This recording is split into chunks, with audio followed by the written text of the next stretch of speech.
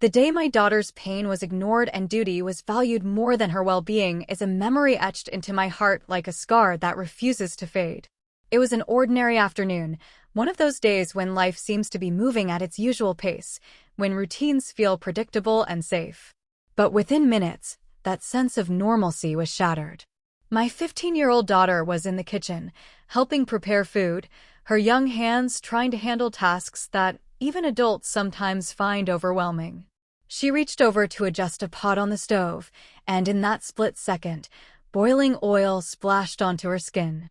The scream that escaped her lips was not the kind a child makes over a small cut or scratch. It was a cry that pierced through walls, a cry of unbearable pain. When I rushed to her, I saw her hand turning red, blistering almost instantly, and I knew this was more than just a minor accident. This was a second-degree burn, an injury that should have stopped everything, an injury that demanded immediate care, comfort, and compassion. But instead of being allowed to rest, to sit down, to receive the kind of attention any child deserves in that moment, she was told to keep working. 3 hours of standing in front of that same stove, her face streaked with tears, her lips trembling as she tried to hide the agony coursing through her arm. Every time I looked at her, I could see the weight of expectation crushing her more than the pain itself. She was a child being forced to behave like a hardened adult, as though her suffering was a test of strength rather than a wound in desperate need of care. It was in that moment I realized how often we, as a society, place duty above humanity. We glorify sacrifice, even when it comes at the cost of compassion, even when it is demanded from someone who has no choice but to obey. I watched her struggle, her body shaking every time she tried to stir a pot or lift a pan, and my heart shattered with each passing minute. The steam that rose from the dishes seemed to mirror the heat that was already burning her skin. I wanted to pull her away, to say enough, to tell her that no expectation in this world was worth the pain she was enduring. But the voices around her were louder than mine, voices that believed food must be cooked, chores must be done, appearances must be maintained, even at the expense of a young girl's tears. And so she continued, silenced not by choice, but by the crushing weight of obedience. Her eyes met mine once, and in that gaze I saw something that haunts me to this day. It wasn't just pain, it was betrayal. The kind of betrayal that comes when the people you trust to protect you stand by while you're made to suffer. She wanted someone to speak for her, someone to shield her, someone to say her well-being mattered more than the meal on the table. But all she received was silence, a silence that screamed louder than any word could. I could feel her asking, even without speaking, why doesn't anyone care about me more than this food? Why does my pain matter less than this duty? That day was not just about an injury. It was about the cruel reminder of how easily a child's humanity can be dismissed. It made me question everything I thought I understood about responsibility, about family, about what it means to care for someone. Because if a 15-year-old girl can be forced to work through searing pain, if her tears can be ignored in the name of duty, then something is deeply broken in the way we think. We talk about resilience as though it is always a virtue, but what I saw in my daughter was not resilience. It was endurance forced upon her, a burden she should never have been asked to carry. As the hours dragged on, her movements grew slower, her shoulders slumped, her energy drained not just by the pain but by the knowledge that her suffering was invisible. The kitchen became a prison, every flame on the stove another reminder that her voice didn't matter. And all the while I stood there, torn between anger and helplessness, wondering how it was possible for duty to outweigh the simple act of kindness, the basic instinct to protect a child. That moment carved itself into me, teaching me a truth I can never unlearn. When we allow duty to stand above compassion, we are not teaching strength, we are teaching cruelty. How a second-degree burn revealed the hidden cruelty in everyday expectations is something that will forever remain with me, not just as an incident but as a truth that stripped away the comfort of normal routines. At first glance, what happened to my daughter might seem like an accident, a mishap that could occur in any household. Kitchens are filled with risks, stoves burn, oil splashes, mistakes happen. But what unfolded after the burn was not an accident, it was a deliberate choice, a choice that exposed how cruelty often hides beneath the mask of discipline and responsibility.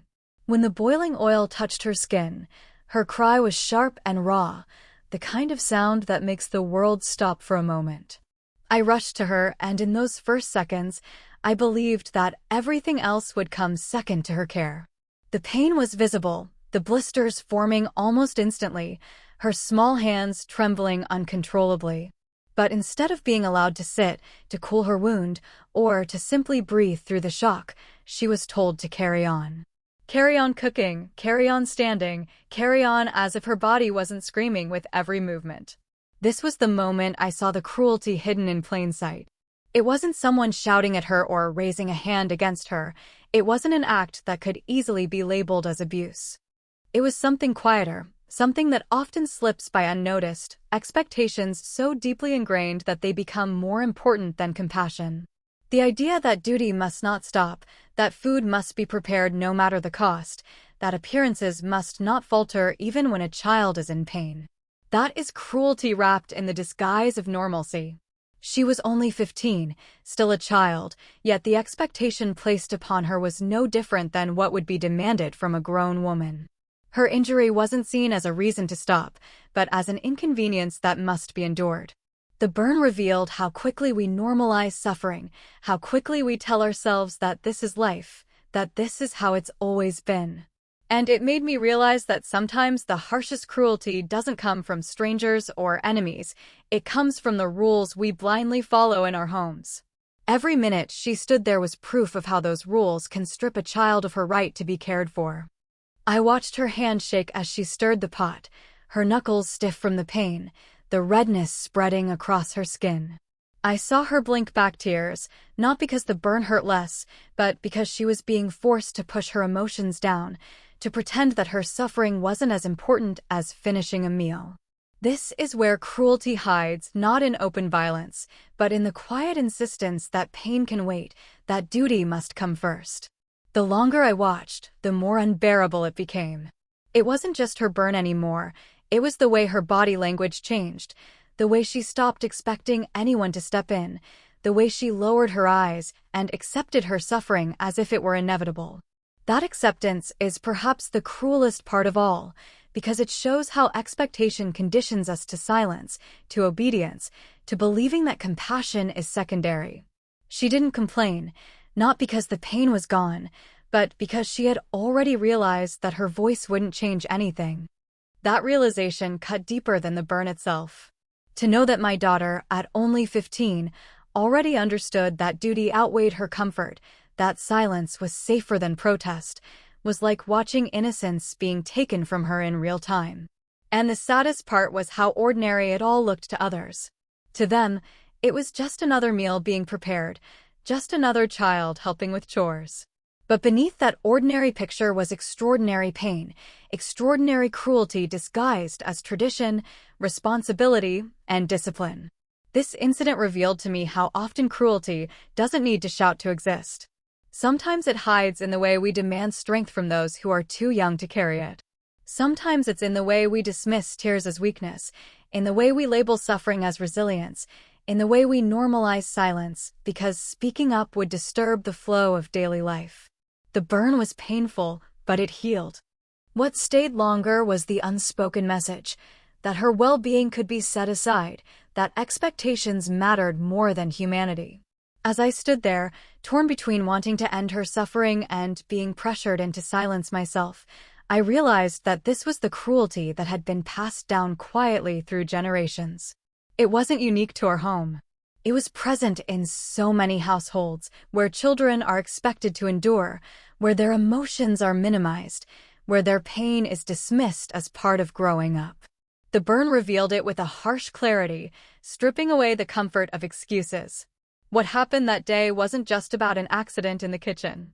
It was about the invisible cruelty that we allow to persist in the name of duty, the cruelty that hides in expectations so ordinary we no longer question them. The silent endurance of a 15-year-old forced to keep working despite her suffering is something that still replays in my mind like a scene that refuses to fade. She stood there, her hand blistered, her body trembling from the sting of the burn, Yet, she did not sit down. She did not demand to be excused. She did not cry out again, though I could see in her eyes that the pain was far from gone. Instead, she carried on, as if her silence was the only shield she had against the weight of expectation pressing down on her. That silence was not strength, it was survival.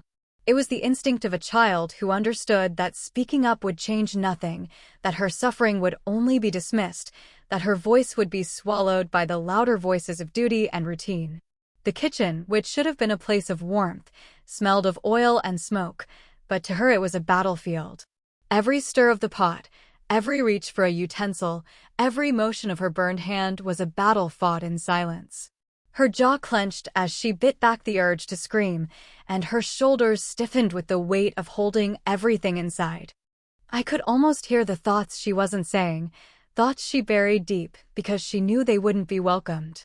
She endured not because she wanted to, but because she had been taught, directly and indirectly, that endurance was the only option available to her. Her silence screamed louder than any words could. It said she had already learned, at just 15, that complaining would not bring relief, that tears would not change minds, that pain was something to be swallowed and hidden away. She endured the burn not just on her hand but in her spirit, a fire of expectation that burned far deeper than the oil ever could. It was heartbreaking to watch her move through those 3 hours with a kind of forced composure, her lips pressed together so tightly you could see the imprint of restraint. Children are supposed to cry when they are hurt, to be comforted, to be assured that their well-being comes first. Yet here was my daughter, taught through silence that her pain came second, that what mattered most was completing the task at hand. I saw how endurance twisted her posture. She stood upright, but it wasn't pride holding her up, it was fear of showing weakness. Her movements slowed, careful and calculated, as if each step had to be measured so she wouldn't give away just how much it hurt. That was the cruelty of it. She was not only enduring physical pain, but she was also enduring the pressure to pretend. Pretend she was fine, pretend it was manageable, pretend that she was strong enough to take it all without breaking. Silence became her mask, hiding the storm raging inside her. There were moments when she would glance toward me, and in that fleeting eye contact, I could see everything she wasn't saying. Her eyes asked the questions her mouth could not. Why do I have to keep doing this? Why does no one care that I'm hurting? Why is my pain invisible? But the moment passed quickly, and she lowered her gaze, returning to her work as though nothing had happened. That lowering of the eyes was the clearest sign of her endurance, the acceptance that her suffering was hers alone to carry, unseen and unheard by those who should have stepped in. What made it even harder was knowing how invisible her endurance looked to anyone who didn't care enough to notice. To them, she was just a girl helping with chores, standing quietly in the kitchen. They didn't see the trembling in her fingers, the way she pressed her burned hand against her side when no one was looking, the way her breathing quickened each time the steam rose near her wound. To others, she appeared calm, obedient, disciplined. But I saw beyond that mask, and what I saw was a child breaking in silence. Her endurance was not a sign of resilience, it was a sign of what happens when compassion is withheld. It was the endurance of someone who knew that protesting would make her appear weak, ungrateful, or defiant. It was the endurance of someone who had been taught that meeting expectations mattered more than protecting herself. This silent suffering left a deeper mark than the physical burn because it taught her a dangerous lesson, that her pain had no place in the world unless it could be hidden, that her value was measured by how much she could bear without complaint. As I stood there, my chest heavy with helplessness, I realized how silent endurance is often mistaken for strength. People look at a child like her and say, she's so strong, so mature, so responsible. But what they don't see is the cost. They don't see the nights when she might replay the pain in her head, the invisible scars of being forced to suppress her needs, the way silence can suffocate a spirit. That day, her endurance was not a choice, it was demanded of her, forced upon her, and hidden beneath the surface of everyday life. The thin line between discipline and sheer neglect is something most people never pause to question until they witness it firsthand. We grow up hearing about discipline as a virtue, a guiding force that shapes children into responsible adults. Discipline is painted as the backbone of success, the language of respect, the foundation of order in families. But what happens when discipline stops being about guidance and instead becomes a shield that excuses cruelty? What happens when the word discipline is used to mask neglect, when it becomes a justification for ignoring pain, silencing voices, and demanding endurance far beyond what a child should ever have to give? That is the line I saw my daughter forced to walk the day she burned her hand. At 15, she was old enough to understand responsibility, but still young enough to deserve protection. The moment that boiling oil touched her skin, blistering her hand within seconds, the immediate instinct should have been care. A trip to the sink, cold water running over the wound, ice, ointment, comfort, basic responses any human being would expect when they are injured. But instead, what she received was an order to continue cooking. The narrative was wrapped in the language of discipline. She had to learn not to abandon tasks, to see things through, to stay strong even when it hurt. Yet beneath those words, what was happening was neglect. A second-degree burn was dismissed as if it were nothing more than a scratch. Her pain was sidelined, her tears ignored, her humanity overshadowed by the rigid idea that discipline must not bend, no matter the cost. It was in that moment that I realized how thin that line truly is. What looked like teaching strength was in fact stripping away compassion. What looked like responsibility was in fact abandonment of care. People often confuse discipline with toughness, believing that forcing children to endure hardships will build their character. But there is a difference between preparing a child for life and leaving them to suffer in silence. True discipline guides, supports, and teaches. It does not turn away when a child is in pain. What my daughter endured was not guidance, it was being left alone in her suffering under the guise of discipline. The hardest part was how normalized it felt to those around her. No one shouted, no one was visibly cruel. Instead, the neglect came in quiet insistence, in the belief that this is how it should be. That normalization is what makes the line so dangerous. It blurs until you no longer see that what you're doing is neglect. The kitchen continued to buzz with activity, pots clanging, food sizzling, as if nothing significant had happened. And yet there was a child standing in the midst of it, her hand searing with pain, her body shaking, her eyes begging for compassion that never came. To everyone else, it was discipline, but to her, it was abandonment. I could see the way she tried to process it, her mind caught between wanting relief and wanting approval. That is what neglect under the disguise of discipline does. It teaches children that seeking comfort is weakness, that voicing pain is disobedience, that silence is the only acceptable response. She did not protest, not because the burn was small, but because she had already understood the message. To stop working would mean failing expectations, and failing expectations would mean disappointing those who held authority over her. The line between teaching her resilience and teaching her to suppress herself had already been crossed, and it happened so quietly, so seamlessly, that those enforcing it didn't even notice.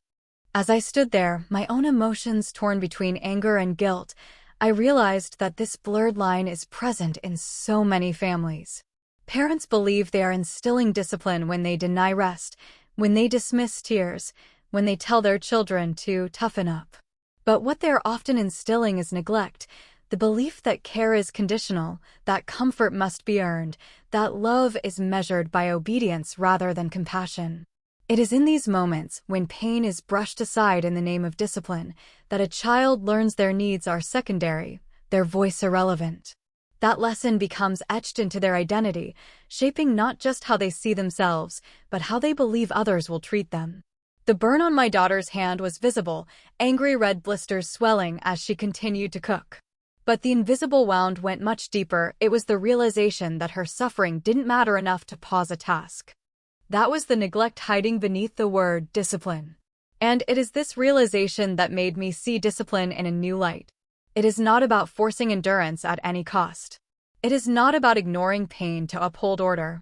Discipline without compassion is not discipline at all. It is neglect, and it leaves scars far deeper than any physical wound. What that moment taught me about empathy, responsibility, and strength is something I could never have learned from books, lectures, or traditions. It was a lesson carved into me through the sight of my daughter's silent suffering. Watching her endure a second-degree burn while being made to continue cooking forced me to confront truths I had never dared to face before. It was as though life held up a mirror, showing me the cracks in the way we define responsibility, the gaps in how we practice empathy, and the dangerous misconceptions we carry about strength.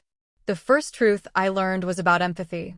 We often think of empathy as a natural quality, something everyone has to some degree. But what I saw that day showed me that empathy is not just about feeling someone else's pain, it is about acting in response to it. People around my daughter could see her discomfort.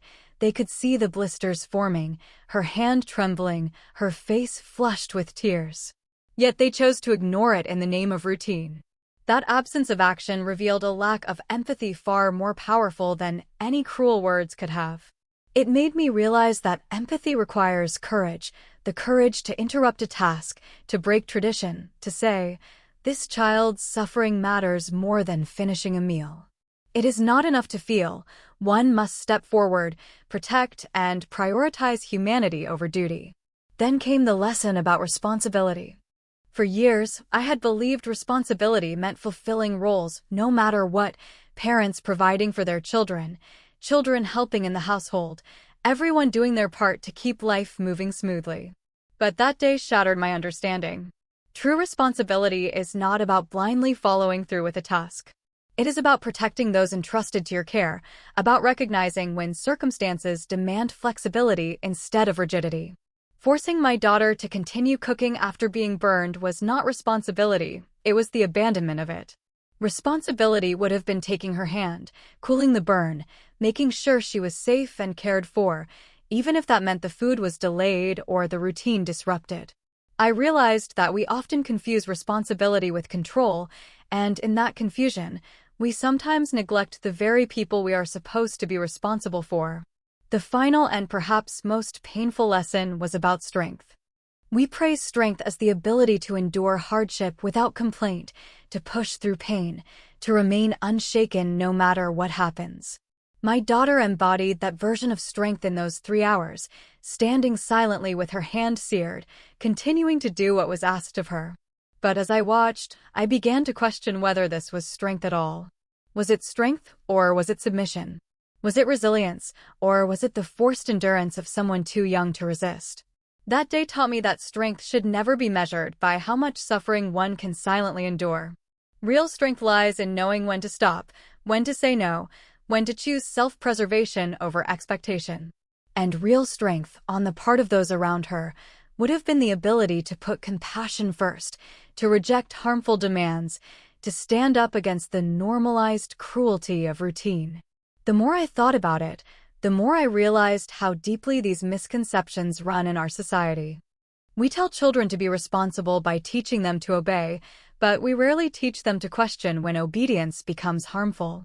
We tell them to be strong by teaching them to endure, but we rarely teach them that it is equally strong to admit vulnerability. And we talk about empathy as though it is something passive, forgetting that true empathy always demands action. That moment in the kitchen forced me to confront how these flawed lessons shape not only children, but also the adults they grow into. Adults who, having been taught to suppress themselves, pass the same lessons down to the next generation, never questioning the silent suffering they normalize. Seeing my daughter's tears dry on her face as she continued to work, I understood that the cost of misunderstanding empathy, responsibility, and strength is not abstract. It is visible, tangible, and painful. Her burn was not just on her skin, it was a mark on all of us who allowed it to happen. It was proof that our definitions of these values were incomplete, even dangerous. From that moment, I began to see empathy not as a soft gesture but as a powerful act, responsibility not as rigid adherence to duty, but as the ability to protect what truly matters, and strength not as endurance of pain, but as the courage to prevent and resist it. Why we must never let tradition or routine blind us to humanity is a lesson that came crashing into my life the day my daughter stood in the kitchen with a second-degree burn and was forced to continue cooking for 3 hours. It was not just about the injury, nor just about the endurance she was made to display. It was about how easily we let the ordinary rhythm of life silence compassion. We convince ourselves that routines must be followed, that traditions must not be broken, and in that blind obedience, we forget the very essence of humanity: care, empathy, and the instinct to protect the vulnerable. Tradition and routine are powerful forces. They give structure to families, they provide a sense of order, and they link generations together. But the danger comes when they become unquestioned, when the repetition of what has always been done outweighs the urgent need to respond with kindness in the present moment. That day, food had to be cooked, the household had to run smoothly, appearances had to be maintained. The burn was treated not as a reason to pause, but as a disruption to the flow of routine. My daughter's tears were sidelined because they didn't fit the schedule. The cruelty of it was not in someone raising a hand against her, but in the quiet insistence that the routine mattered more than her humanity. The tragedy of blind tradition is how normal it looks. No one in that kitchen shouted or acted with open malice. They simply continued as if nothing had happened, urging her to carry on, expecting her to push through. It seemed ordinary, but beneath that surface was an extraordinary absence of compassion. That absence reveals what happens when tradition takes precedence over people. It numbs us. It convinces us that suffering is part of life, that pausing to care is weakness, that duty is greater than dignity. Humanity becomes secondary, hidden under layers of "this is how it's always been." Watching my daughter, I realized that blindness to humanity doesn't happen overnight. It creeps in slowly, passed down from one generation to the next, disguised as values. We are told children must learn responsibility, so we hand them burdens too heavy to carry. We are told families must maintain order, so we sacrifice individuals to keep the pattern unbroken. We are told tradition builds character, so we silence voices that cry out against unfairness. By the time we realize the harm, the lessons have already taken root, teaching children that their worth is measured not by how they are cared for, but by how well they maintain the routine, no matter the cost. The sight of my daughter with her burned hand holding a cooking spoon, her shoulders hunched and her face pale from pain, is the image that will forever remind me of the cost of that blindness. Her body was there in the kitchen, but her spirit looked broken, drained of the simple comfort every child deserves when they are hurt. It struck me that the routine carried on smoothly, but it carried on over her suffering. The meal was completed, the duties fulfilled, yet humanity was the price paid. That realization was heavier than anything I had felt before, because it showed me that blindness to compassion doesn't just harm the one who suffers, it scars everyone who allows it to happen. The more I reflect on it, the clearer it becomes that tradition and routine should serve people, not the other way around. They are meant to create harmony, not to demand silence in the face of pain. They are meant to bind us closer, not to break us apart through neglect disguised as discipline. The moment they begin to cost someone their dignity, their comfort, their humanity, they stop being traditions worth keeping. That day in the kitchen showed me how dangerous it is to let routine become unquestioned, how easily it blinds us to suffering, how quickly it silences the instinct to care. If a 15-year-old girl with a second-degree burn can be made to continue working simply because the routine cannot be interrupted, then it is not tradition we are upholding, it is cruelty disguised as order. It is a blindness that erases compassion, one meal at a time, one ignored cry at a time, one silenced child at a time. And that blindness is not just about a single moment, it is about the kind of society we create when we choose duty over humanity, when we let tradition speak louder than empathy, when we forget that the heart of every routine should be care, not cruelty.